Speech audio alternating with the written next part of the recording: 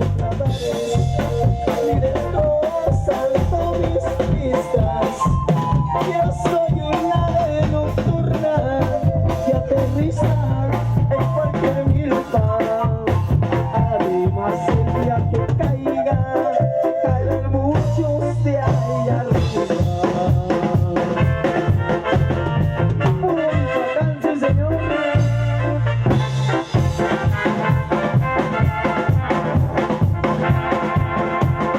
Me sacaron de Chirona porque así les convenía.